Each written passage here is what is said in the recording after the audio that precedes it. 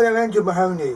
During the last 5 years I've been charting the regeneration of the Leopold Estate, looking at what's going on, the reasons why it happened, and also occasionally looking to the future.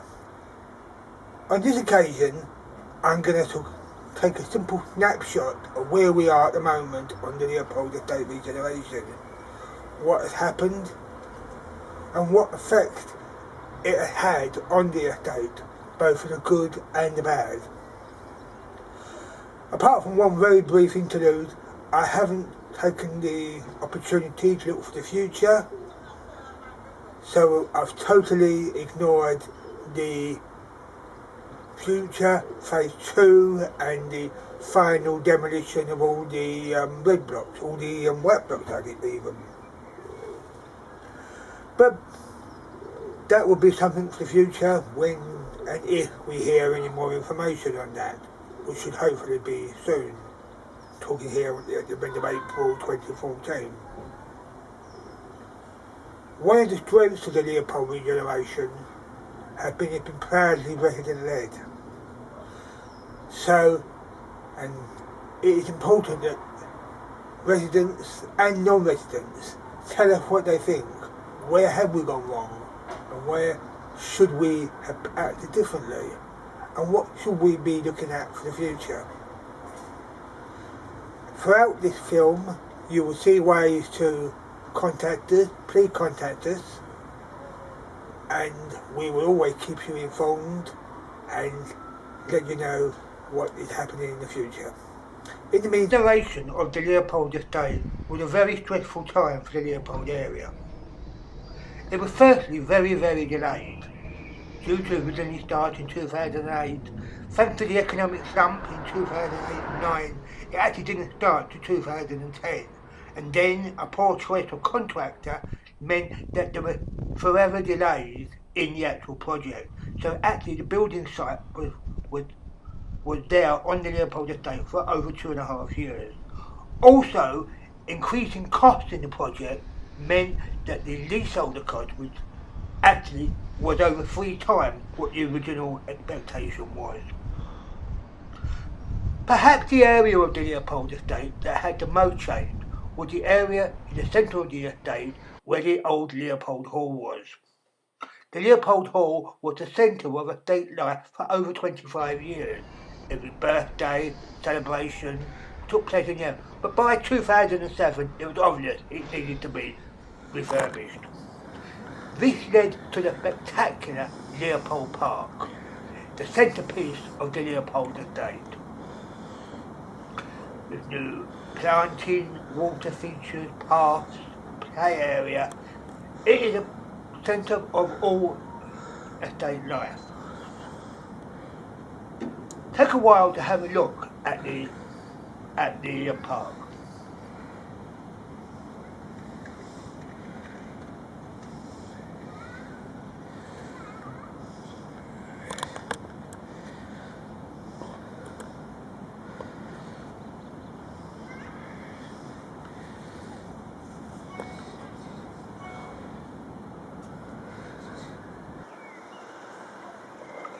Most of the green is not actually green, it is artificial grass. The reason for this is that underneath this area is the car park, which meant that you couldn't put proper grass in there. But to anyone looking at it, you would not know the difference. The centrepiece is the water feature.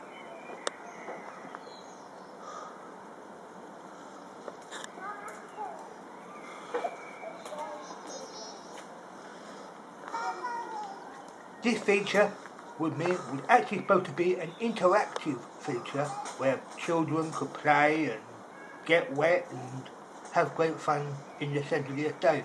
But actually health and safety law meant that you couldn't do this because it would considerably add to the ongoing costs. Service charges are a very great feature of the estate. So we have to put this barrier around it. That perhaps spoil the effect, but it's still a very good centre of the estate.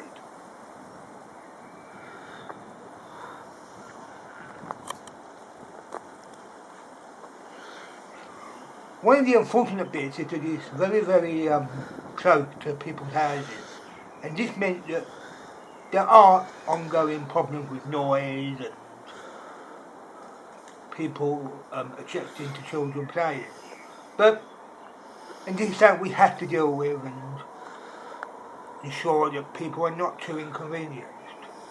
But I'm not sure we've actually got the right compromise yet.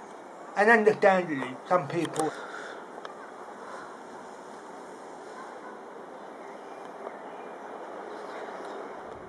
This is the view from the top floor of White Lighthouse and shows what a spectacular area the Leopold Update is. You can see in one fell through the office blocks of Canary Wharf in one direction and also the office blocks of the City of London in the other.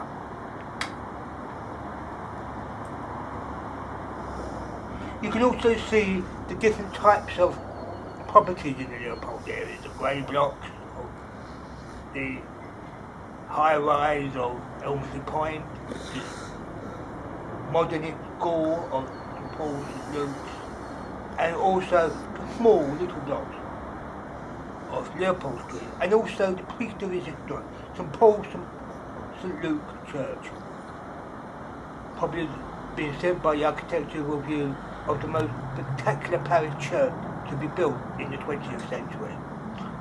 The pride of Gresham Kirkby, who was the vicar at St Paul's at the time. However, away from these spectacular views, we see some problems. On the day we were filming, you can see the stairwells of White Lighthouse, clear signs of drug activity and vandalism. A perennial problem before the regeneration and hasn't been changed by the regeneration. There must be an answer, but every single answer is very, very expensive and doesn't guarantee success.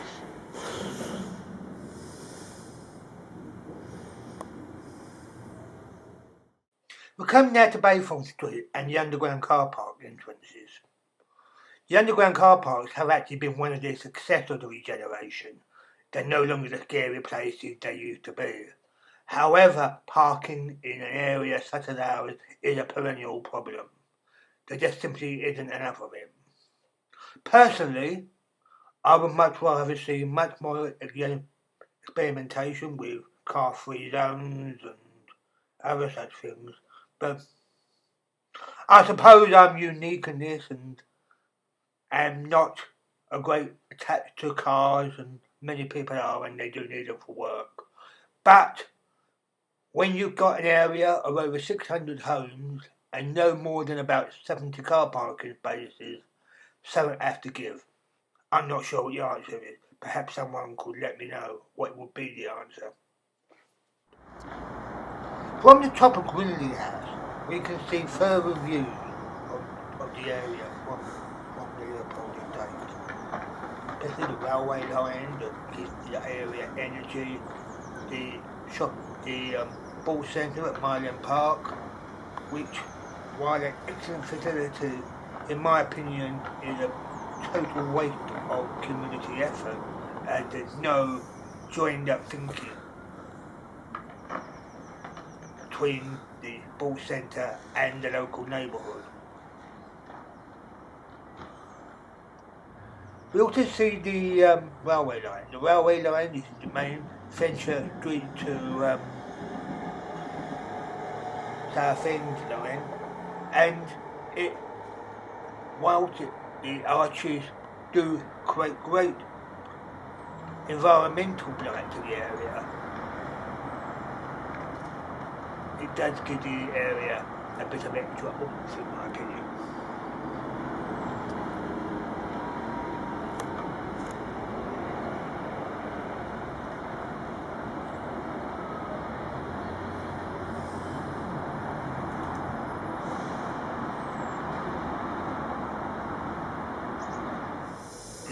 This is the entrance lobby to Grinley House, which I think is one of the better examples. It's a good, fresh colour, which can be kept clean easily.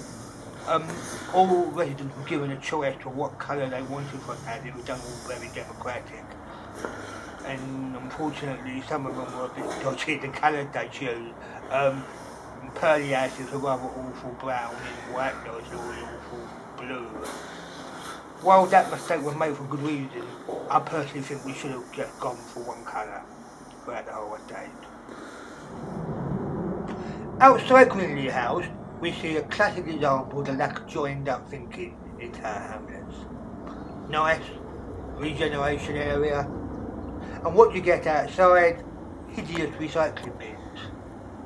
This looks like little metal sort of like cages. Absolutely awful, and to be honest, it's a recycling scheme that, in my opinion, is very much a fraud because it doesn't do what it's supposed to do. Personally, I think Tower Hamlets should keep out of it. Things like this should be taken away from local authorities and into the housing association to run things like recycling. So that if recycling is actually an economic.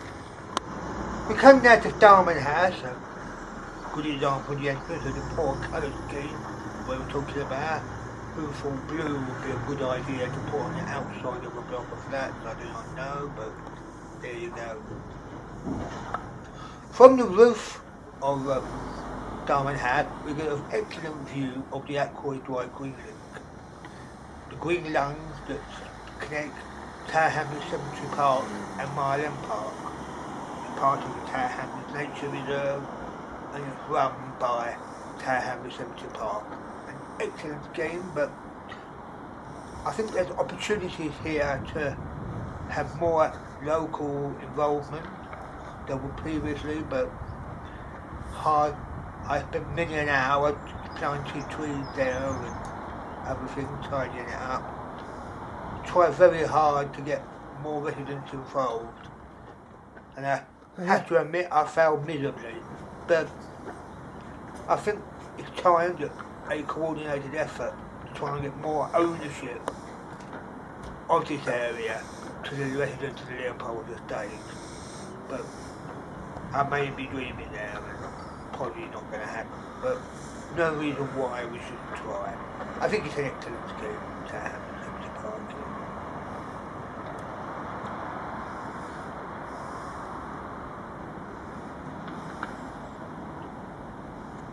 We now come on to Ackroyd Drive itself and we see the yellow for Wilcox House. Well, this is better than the blue and the brown. And this is area going to be got a considerable change over the next few years.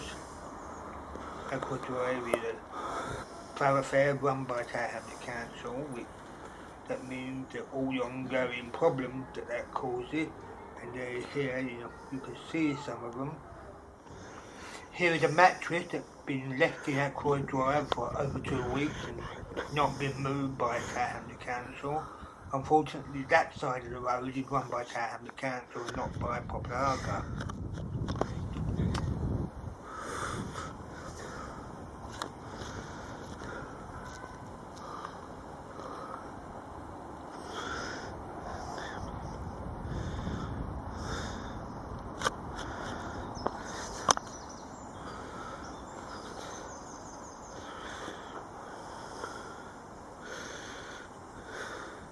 Ackroyd Drive is of course the area of the Leopold Estate that has the most change over the coming years. Hopefully during 2014 all the grey blocks will be gone and replaced by new housing. You can see some of the pictures have been given of the new housing that's going to be replaced in new grey blocks but built in 1967 to a very controversial design called Bison, where they were all prefabricated and built away from the site.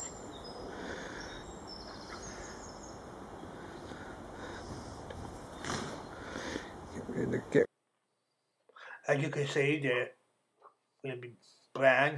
The intention is to blend in with the existing brown blocks.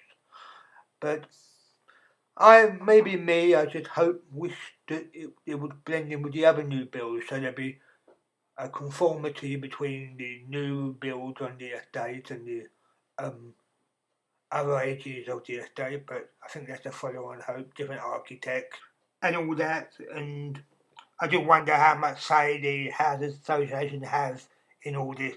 It's all decided by the development companies who are putting up the money, of course. We're now on the top of Cousin's house, and you can see from the views here is that for many people in the estate, the regeneration next phase can't come soon enough.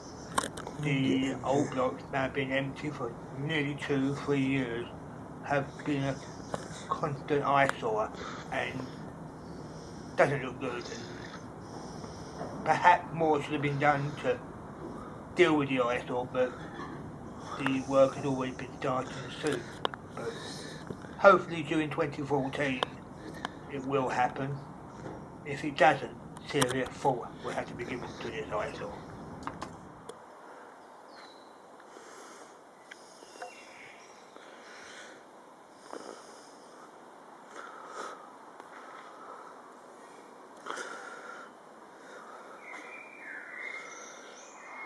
Art has always been quite rightly important to the Leopold Update regeneration, and pride of place has to be the entwined history of public art. Designed by the Borough Arts Trust and decided by a vote of residents, it ensures the history of the Leopold Estate from its original site at the Huddart Rope Factory. The charitable housing of the William Cotton Estate that replaced the rope factory, and after all those homes were devastated during the Second World War, the Leopold Estate in the 1960s. And in those homes were people from Irish extract, Jewish extract, and in later years Bengali and Somali, all make the rich tapestry of life in the Leopold Estate, which are all reflected in this wonderful sculpture.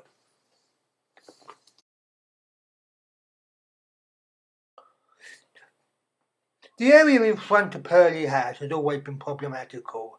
It's always been a scruffy piece of grass and never really having a purpose. The aim was to address this in the regeneration. This meant giving up part of the land for regeneration, but in return having a properly managed piece of green space. To me, Diamond Gardens is the most successful part of the regeneration of the Leopold area. It's a well-used, well-maintained area, accompanied alongside by good value housing, well built. The play area is every single evening and weekend is well occupied by children who look after it and enjoy the play area.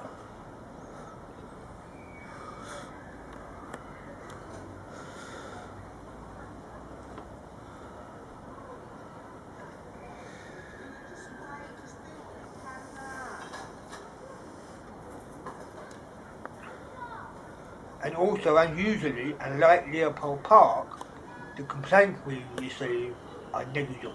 I don't think we've actually received any about the noise in this area. The residents on the ground floor of both Purley House and Whitelaw House like the area and respect it. As I say, the play area is well thought out and popular, and hopefully we'll be able to, in coming years, add to it and build a few more, perhaps another couple of climbing frames or something like that. You can also see in this area how actually the joining of the old and new have worked quite well. They've been well thought out and sympathetically done. You see in some parts of Tower Hamlets a modern block just plonked onto the end of the old block, but here it clearly hasn't happened. Also, in Diamond Gardens we had a spectacular show of spring flowers. Fortunately, this filming was done towards the end of it, and there was nothing actually left, but it was a spectacular show. Hopefully, they will be able to do some similar spectacular of summer flowers and autumn flowers as well, to make the area even better than what it is at present. I do like this area, and hopefully this could be a model for other green spaces in the area. This brings us on to JFK Way. JFK Way, named after a popular resident empowerment officer for Popular Harker in the days leading up to the ballot to move the Leopold Estate from Tower Hamlets to Popular Harker, unfortunately died about a month before the final transfer took place. It was a popular decision to name the street after him. The houses in JFK Way are all new, and this is the one new area of our estate. As I say, previously part of a rather gruffy bit of green space that didn't really have a new, and it's now quite spectacular new. And here you can see from the roof of one of the new blocks the three parts of the old Leopold Estate, the grey block, totally be demolished, the brown blocks, and also the new homes in JFK Way. The homes seem to be very, very popular, both by purchasers and the social tenants who moved in there, most, all of them, from the grey blocks in that were due to be demolished, now awaiting demolition. Very, very popular, and I think this has been an overall success. I think that while there's always teething problems, I haven't heard anyone saying, I am sorry I moved in there, and I think that has got to be the signal of any successful regeneration. Good quality design. This is one of the paid for blocks, not allegedly affordable, probably going to your definition of what is affordable, but I don't call 200,000 affordable for a 2-bedroom house, but there you go.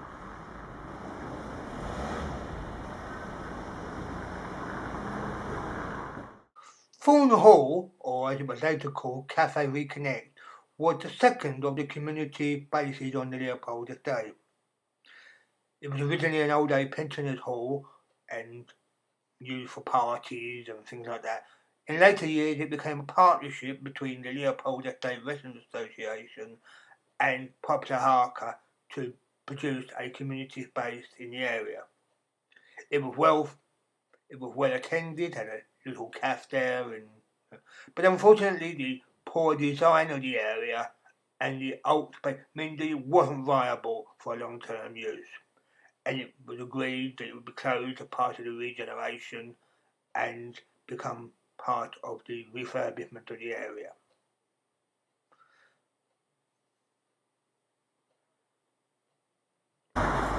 In its base became the new St Paul's Way Centre, run by Popular Harker. It had Popular Harker estate offices in it, a paper and cup, which is a cafe run by an independent organisation, and also other community activities take place there. It is popular, it is clearly popular. However, I think the model needs to be adjusted for the future, as there does need to be some more community ownership of the area. But that is something which I don't think the community is able to take on at the moment, and perhaps something for the long-term future. Well, that is my view of the regeneration of the Leopold Estate. Apart from one or two niggles, which there will always be, I personally believe it can be considered an overwhelming success. The homes are now better conditioned than what they were in 2005. The estate is cleaner, and the people who lived in the very, very worst housing on the estate now have new homes. So, by that aspect, it is certain. The remaining niggles are that really antisocial behaviour and some people mistreating the estate hasn't improved, but that is not a Leopold Estate problem, that is really a worldwide problem that how do we get people to respect the area in which they live? I haven't got the answer to that, I have to say. And I welcome anyone who do have the answer to it. So, do let me know what you think. Throughout this production, how to contact us have been ongoing throughout. Do let me know, and I look forward to hearing your views. Goodbye.